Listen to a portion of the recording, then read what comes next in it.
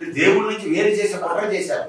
జగన్మోహన్ రెడ్డి కాలంలో హిందువుల్ని ఆలయాలకు రాకుండా చేయాలి. చంటి పిల్లలు తిరుపతి వస్తే చంటి పిల్లలు పాలు ఇచ్చేవారు కాదు. ఇంకొకసారి ఆ చంటి పిల్లలను తీసుకుని ఆయన రాకూడదు.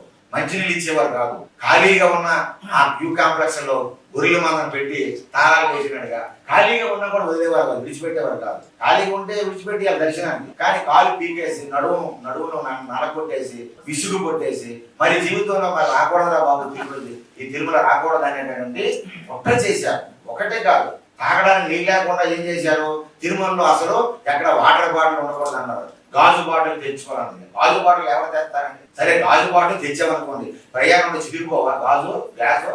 కనీసం ఇంగిటిగా ఉండాలా? అంటే మీకే కావాలండి పర్యావరణ పరిరక్షణ, భక్తులకు అక్కర్లేదా? నిజంగా మీరు రాష్ట్ర నిషేధం అనేటప్పుడు మొత్తం భక్తులందరికీ మీరే గాజు గ్లాసులతో నీళ్ళు సప్లై చేయాలి. చేయగలిగారా? ఎక్కడ తెస్తారు గాజు బాటిల్తో?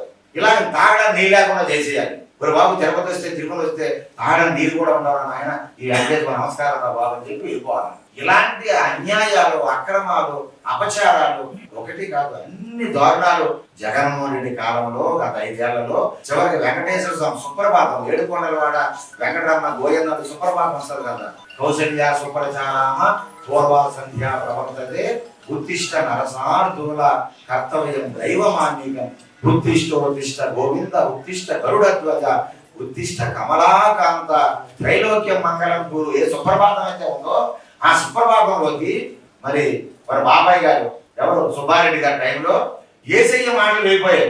నెట్ వెబ్సైట్ లో చూడండి, తిరుమల వెబ్సైట్ లోకి అందులోకి ఎవరు పంపించగలరండి? ఏసయ్య స్తోత్రాలు వెళ్ళిపోయాయి వెంకటేశ్వర స్వామి సుప్రభాతంలోకి.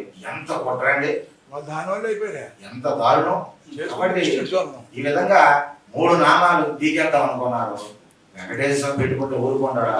అరే నా నామాలు పీకేయడం కాదురా, నేను మీరు 2 నామాలు ఉంచుతాను అని చెప్పి ఏం చేసి మనకున్న చెట్టించాడు ఆయన.